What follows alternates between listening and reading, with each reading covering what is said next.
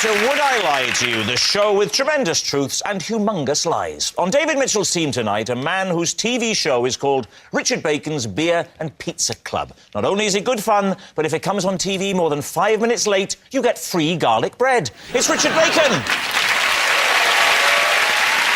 And the man who gave us Touch the Truck, Pets Win prizes and Hole in the Wall, yet still no BAFTA. It's Dale Winton! And on Lee Mack's team tonight, a TV presenter who's so immersed in the culture of horse racing, when she buys a new pair of shoes, it's all she can do to stop herself nailing them on. It's Claire Balding! And a comedian and star of the very realistic Call the Midwife. I didn't watch it myself. I just stayed the other side of the screen and offered encouragement. It's Miranda Hart! And so, we begin with round one, Home Truths, where our panellists each read out a statement from the card in front of them. And to make things harder, they've never seen the card before, so they've got no idea what they'll be faced with. It's up to the opposing team to sort the fact from the fiction. Dale is first up tonight. OK. As a child, rather than sleeping with a comfort blanket or teddy bear, I slept with a potato. Lee Mack, what do you think? Was it the same potato, or did you have different potatoes over the years? Well, that was the problem, because you get attached to a potato. So, when you get attached to a potato, it's rotting a bit, but it's your comfort. It's like your teddy bear's, it smells of your old teddy bear, or whatever it happens to be. The potato is my favourite potato, and I used to draw on it. So it was one potato the whole time? The actual truth is, it was taken away from me, and I cried and I cried and I cried, but they threw it out. So it took me like another 3 or 4 weeks to get used to the new potato. Dale, did they have names, your potatoes? No. You slept with a potato that you didn't even know its name? Well... Yes, slag! Did you hug them? Did you have them close to your face? I used to put it on the pillow like that, and I used to bash it. Bash it? Why did you bash it? Is that how you show love, Dale? What's the bashing? Well, I used to like the dent it made in the pillow. Oh, so you'd bash it onto the... and then you'd sleep... And then I would take it out, so that's where you're going to bed later. Be honest, Dale. Is the truth of this story that your parents would shout through the door, "What are you doing in there?" And you'd say, "Nothing, just bashing the potato"?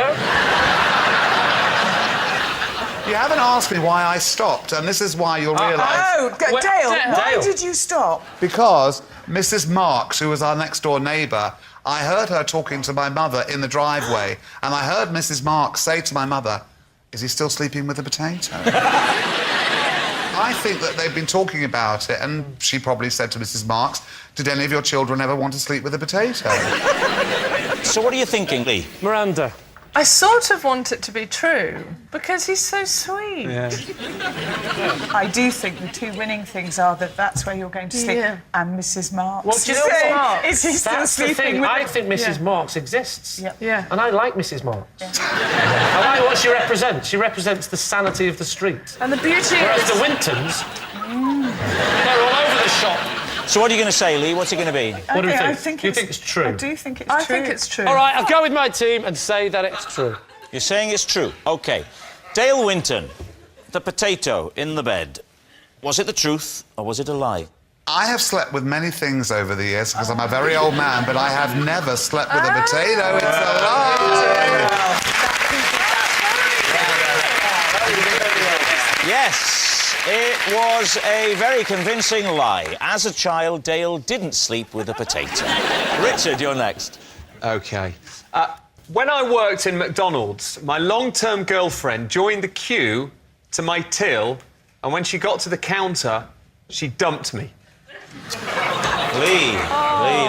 Lee. So how old were you? I was 18. I think I was 18. OK, so you're 18 years old. How long did you consider a long-term girlfriend to be when you were 18? Well, she was actually my first girlfriend. Her name was, presumably is, Kate. Not in touch, she could have died. I mean, I don't know. You know, but... Yeah, look on the bright side. Kay dumped you. Was she special? She was. She was. It's a special K joke. I'm not explaining it all. Oh, Am I very allowed to good. mention special K, Rob, or do I have to mention crunching on cornflakes? Well, I think when it comes to breakfast cereals, there is one that stands head and shoulders above all the rest. So how long was long-term? 2 years. But when you're 18, that's a long-term Can you relationship. remember what she said to you? I can't actually, Miranda, no. But what made it doubly heartbreaking was I loved that job. And... What? Well, you didn't get a sack, did you? Well, no, but I loved the job, and then she came in and broke my heart at this place that meant so much to me. And that added to the emotional impact of what she said. What was it about the job that you loved so much? Let me tell you a fact about this place. This is amazing, right? The regular meat, which is the meat that goes in their signature burger, it goes from frozen to fully cooked in 44 seconds. I found this amazing. Fascinating. Well, I wonder why she dumped you. I thought... I think we should get back to the girl. Well, she got to the front of the queue, she dumped me there and then, and I left my station, didn't serve the other customers, and then I went to the storeroom and I sat on a box of gherkins. And I cried my eyes out. Oh, that's gherkins for you, though. Kay put in her order. She puts in her Kate. order and says, I would like burger and... Okay. Kate. Oh, that changes everything. What's her name? Kate. Hang on, Richard, what's her name? Special K joke doesn't work, I didn't want to say anything. No. Oh, it's Kate. Kate. I thought it deserved a bigger laugh. I wondered why the hell you said it. You're always trying to work it round to crunchy nut. Leave him alone. Why don't... Richard, you be young Richard, OK, at the counter of this fast food outlet. OK. David, Yes. you are a normal customer. OK. Dale is Kate. Could I please have a fillet o fish, but with no cheese? Hold the cheese, and put the cheese on the chips, please. But not Excuse with me, cheese sorry. and bread. Excuse me, where are the toilets? They're actually just next to my till, actually. The door's just about there. I'll, see you later, Kate.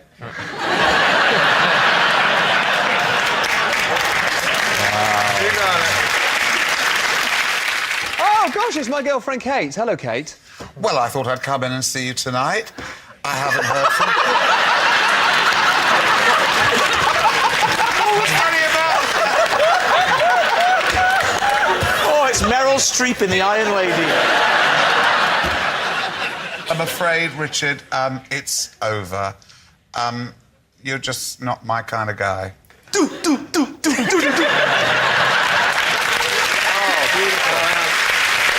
Beautiful. So what are you thinking, Lee? Does this sound credible to you? I'm suddenly going truth, and I think he was dumped in a queue OK. at said burger joint. Said burger joint. I find it staggering that he remembers all the facts that he remembers about how long it takes meat to defrost, and yet he cannot remember what she actually said There's when an she got answer to to the that. front of the queue. But is he... The answer to that is he's a man. So, Lee, what's it going to be? Truth or lie? Are we going... You're saying lie, Claire? Is that what you're saying? Miranda says true. Yeah. Go on, I will go with Miranda and say it's true. You're going to say it's true? OK. Richard Bacon, was that the truth or was it a lie? That story is true.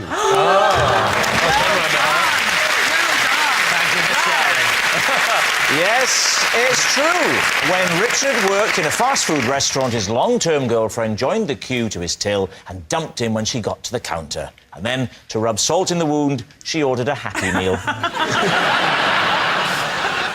Our next round is called This Is My, where we bring on a mystery guest who has a close connection to one of our panellists. Now, this week, each of Lee's team will claim it's them that has the genuine connection to the guest. And it's up to David's team to spot who's telling the truth. So please welcome this week's special guests, Robert and Will.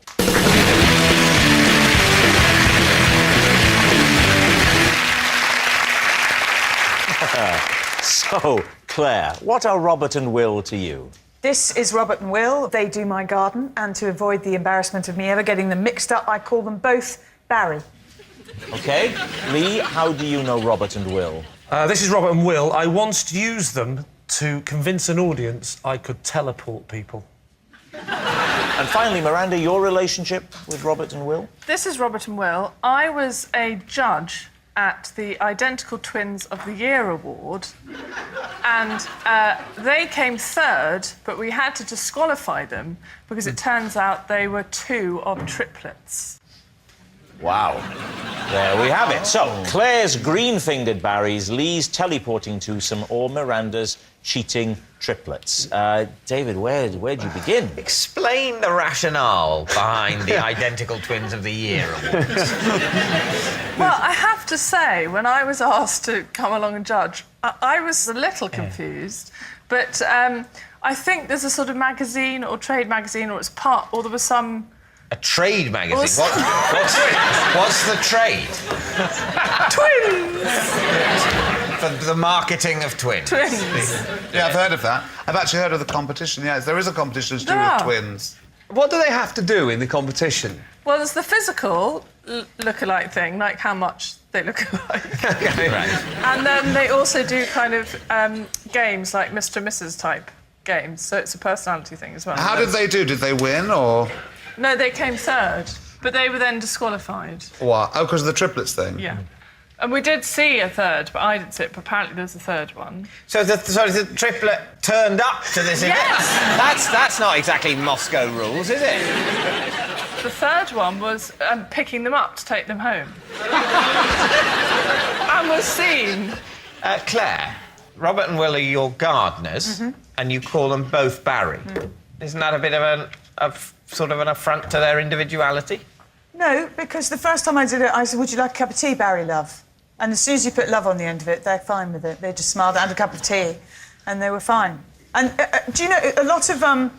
when sound engineers work a lot on outside broadcasts, they all call each other Percy. They all call each other Purse, and so they call me Purse as well, and I call them Purse, and I called them Barry. Yeah. Why? Because they work with so many different people, they can't actually remember everyone's names. Are you sure they're not trying to mug you? Purse! Purse! Those nails, they're very clean for gardeners, aren't they? Well, I hope they've had a bath before they've come tonight. No, but they are pristine, beautiful, soft hands. I'm not coming on to you. Richard, if you want to go and have a look, you can. Thank you very much. I'd love to do that. You're not allowed to touch, but you can look. Yeah. Do you want to have a look, Dale? Would you like to Not get up close? particularly. Really? Oh, well, go on then. I'm now not as attracted to these hands as I once was. There's actually some dirt under the nails. All right. Don't touch, Dale. Just Could look. you turn them over? I feel I should have a look as well. Or it'll look unconscientious. This here looks like it actually... That could be the remnants of soil. They're not very big, so... You know what your gardener's hands look I like? don't know. Unlike everyone else here, apparently, I don't have a gardener. I know you probably expect I'd have about 9. What did you think of what you saw there, Richard? How did the hands rate for you? That's actually really thrown me a little bit now, and I sort of slightly regret going over there, to be honest. What did they look like? Well, from this distance, they're beautiful, pristine, manicured hands, and actually close up, there's some dirt under the nails. I hope to God these poor fellas are gardeners. They're not, by the way.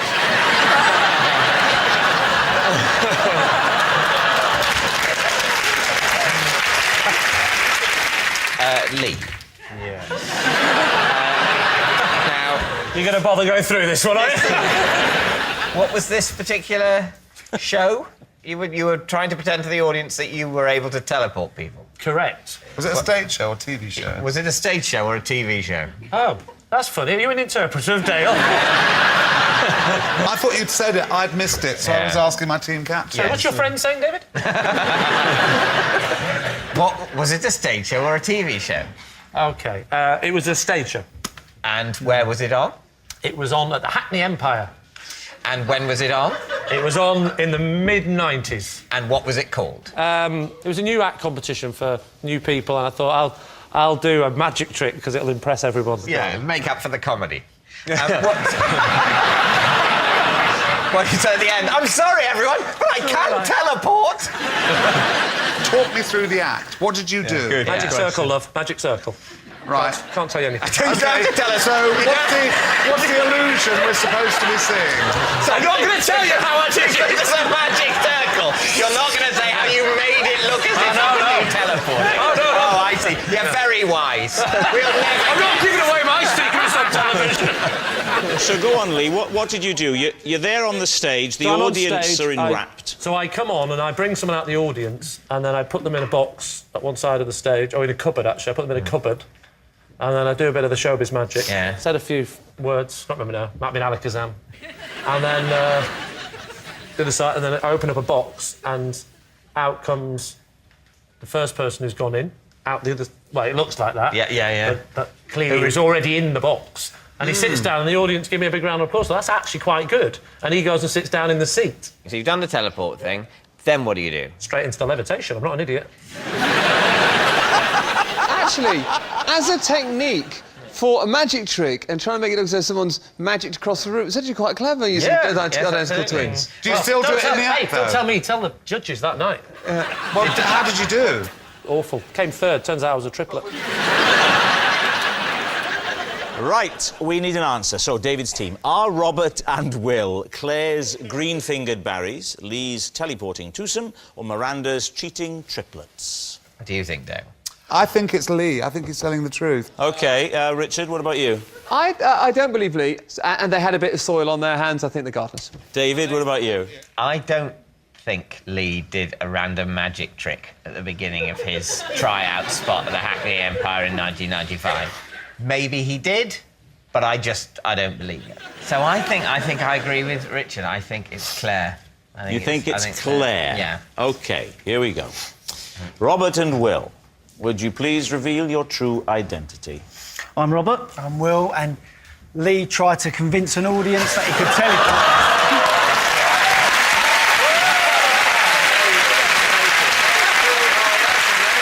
Yes, Lee used Robert and Will to convince an audience he could teleport someone. Thank you very much, Robert and Will.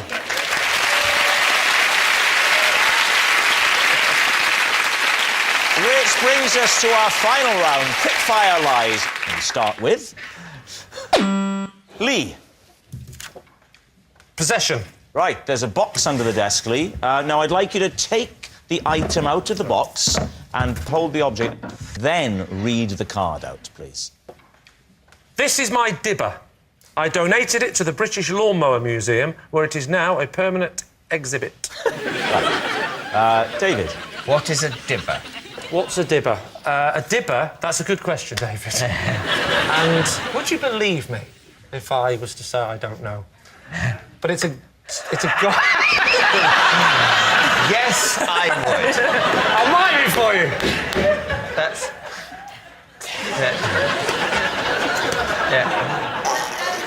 Could be any of these. Okay, yeah. It's to do with gardening. So what does your dibber do? Pardon?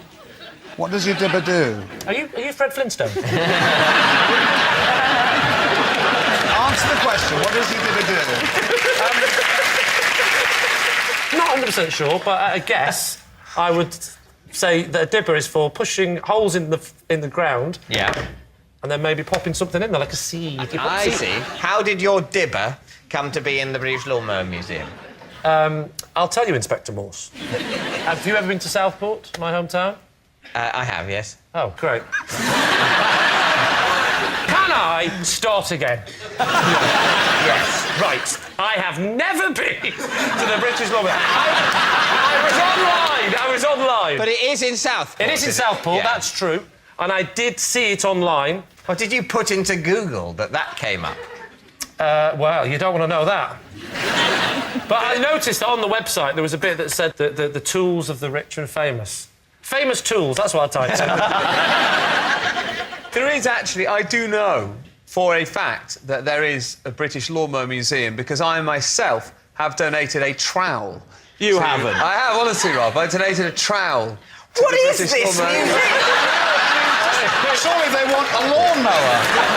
So you saw the Lawnmower Museum online with a list of celebrity artefacts. There was quite a few. There was Brian May from Queen had given a lawnmower. Joe Pasquale had given a strimmer. So what happened then? I thought that'd be a nice thing to do, wouldn't it? Because it's my Sorry, hometown. you saw that and you thought, I want a piece of that. I want a piece of the action. Prince Charles, he gave something. This is where the story's falling apart, because one is No, that's not where the story's falling apart. But one is asked to donate to... I wanted to donate something. I thought it'd be quite nice to have something of mine, because it's my hometown. So you picked up the phone? I picked up the... You're still doubting my abilities, are you, Dave? It's not... It is not your ability to make a phone call. Who made the phone? Are you seriously saying that the fact that you could have physically made this phone call means I should believe that you did? You say, look, I could have made the call, I'm physically capable, therefore it happened, David, end of story. I picked up the phone, I phoned them up, I said, I'd like to donate something. They said, what have you got? I said, Dibber. You knew its name? Well, actually, yes. You knew its name, but you didn't know what it was for? That's actually not true. I said... So what did you say? I took advice before the phone call. From whom? From who? From whom? I'm not doing it if you put an M at the end. All right. From who? Thank you. Who's putting the M at the end? Do you know what I mean? No one anymore. Who did you take advice from? I shall tell you. You found a thing in the shed, you didn't know you owned it, you didn't know what it was. Who did you ask about it? You want to know from who?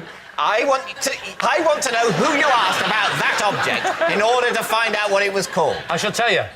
Well, please. David Tennant, or as I call him, Doctor Who. You asked... Doctor Who. Doctor Who. Who did you ask? Tom Baker. There are 7 billion humans on Earth. Please, let's not eliminate them one by one.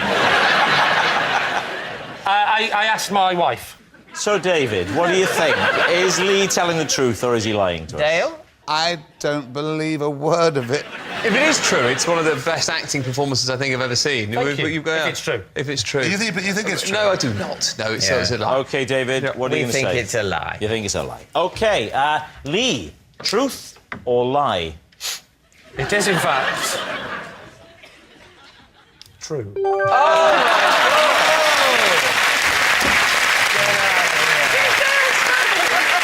Not only is it true, but how exciting is this? We've got a picture. There it is, in situ, at the British Lawnmower Museum.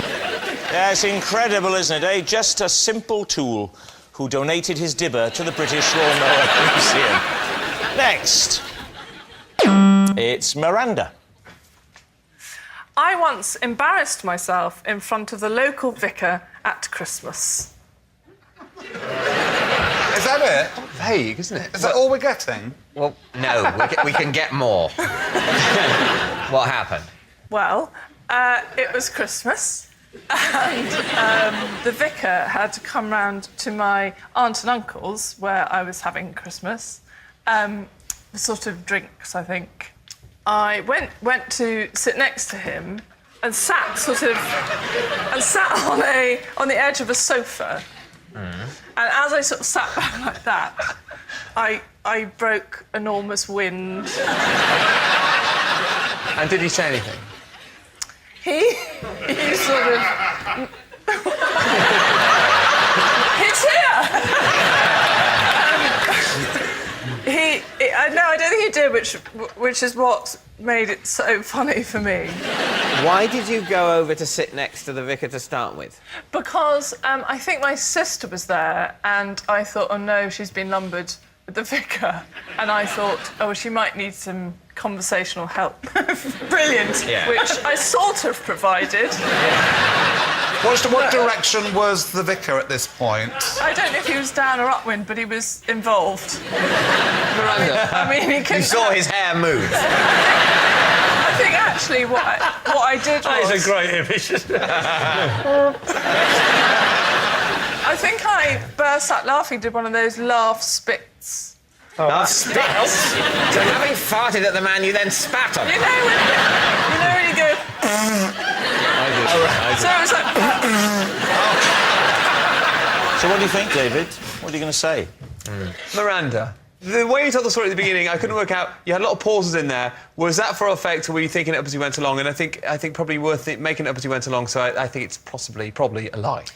Dale, what do you think? Miranda is like one of those fabulous people in the world who's uninhibited with no... Am I right? You're kind of like, oh, what the heck, I don't My care. face is a mask. So you think it's true, you think it's a lie? Yeah. I'll say I think it's true. You think it's true? OK, Miranda. True? It is actually true. Yes, it's true. Miranda did embarrass herself in front of the local vicar. Next. Oh, it's me. When I'm in a play, as part of my nightly vocal warm-up, I perform sets of scales in the voice of a chimpanzee. Okay, will you give us a quick rendition? Of course.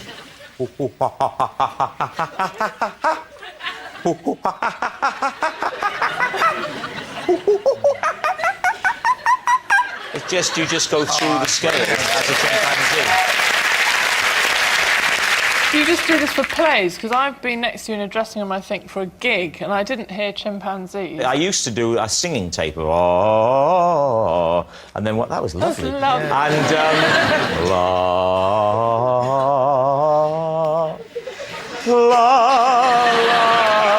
that's really is lovely. Don't blow your nose. Rob, where did you get this from? Who was it? Another celebrity that gave you the idea? No, it was one night I was doing it, and the other actor said, when I started going, ooh, ooh, ooh, ooh, ooh, ooh, ooh, to just relax, ooh, ooh, ooh, he said, you sound like a chimpanzee. So then I went, ooh, ooh, ooh, ooh, ooh, ooh, and I found it really opened up the diaphragm, and it actually worked. Can you go the other way? Can you go from the high note That's down what to Dale the was low? asking me earlier.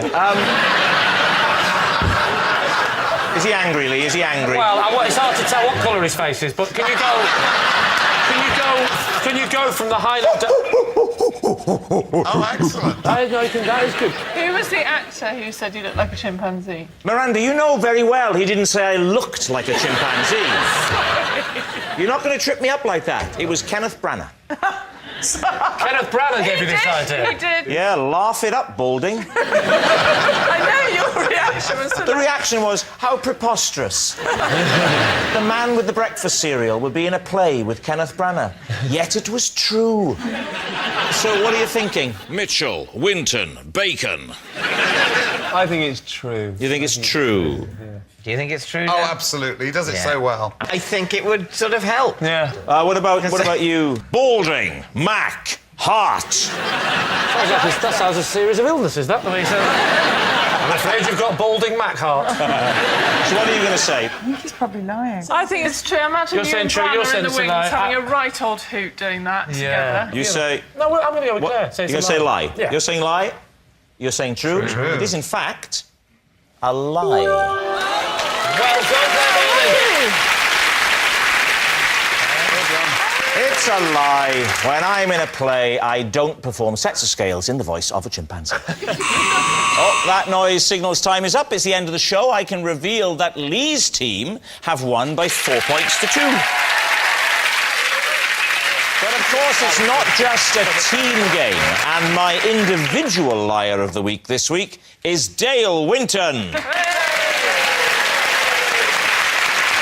Yes, Dale Winton, a man who lies so much, I don't know how his wife and 3 children put up with it. Good night.